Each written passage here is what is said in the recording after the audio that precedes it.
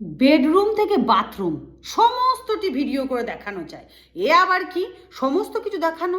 Bedroom থেকে bathroom, একবারে বরকে কি গিফট করলো, কোথায় বেড়াতে যাচ্ছে, কোথায় ঘুরতে যাচ্ছে, কোথায় জন্মদিন, কোথায় অ্যানিভার্সারি, কোথায় পার্টি। একজন কন্টেন্ট ক্রিয়েটার দেখিয়ে থাকে, যারা ডেলি ভ্লগ করে তারা দেখিয়ে থাকে। তাদের এক একজনের এক এক রকম অভিরুচি। যতটুকু আমার মনে হবে যে এতটুকু আমার দেখানোটা ঠিক হচ্ছে, আমি যদি মনে করি, আমি কখন দেখাচ্ছি। আজকে আমি কখন দেখাচ্ছি? যখন আমি কন্টেন্ট ক্রিয়েটার হয়েছি, যখন আমি এখান থেকে টাকা উপার্জন করছি।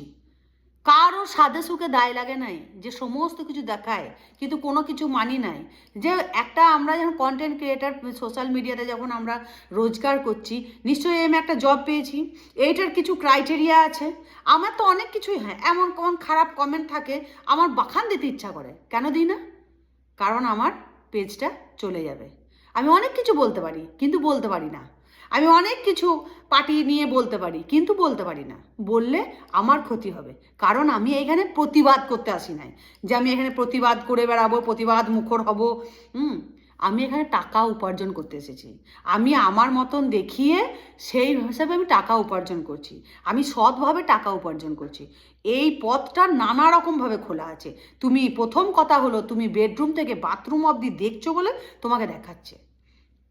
যারা নোংরা ভিডিও করছে, তাদের পাবলিক আছে, তারা দেখছে, তাই তারা বানাচ্ছে। তারা মনে করছে হ্যাঁ এইভাবে অর্থ উপার্জন করব, আমাদের সংসারে কিছু অর্থ আসবে, আমাদের এত অভাব পূরণ হবে।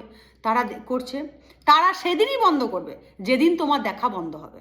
যেদিন দেখা বন্ধ হবে সেদিনই বাথরুমের ভিডিও বন্ধ হবে।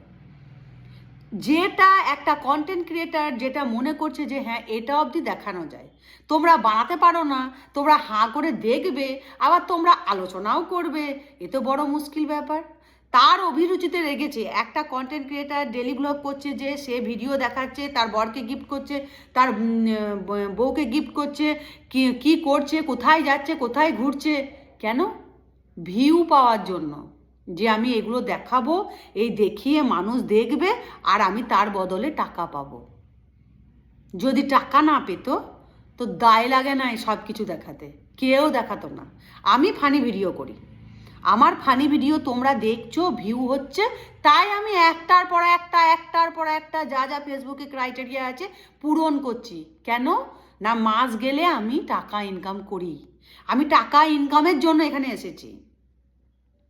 আমি একবার চিন্তা করি, যখন আমার নেগেটিভ কমেন্ট আসে, আমি ঝেড়ে কাপড় পরিয়ে দিতে পারি, আমার সে ক্ষমতা আছে, ধরে কাপড় পরিয়ে দিতে পারি, কিন্তু কেন করি না? কারণ আমার পেজের এফেক্ট পড়বে, আমার পেজটা ডাউন হয়ে যাবে, আমার পেজটা হারিয়ে যাবে। আমার উদ্দেশ্য কি? অর্থ উপার্জন করা।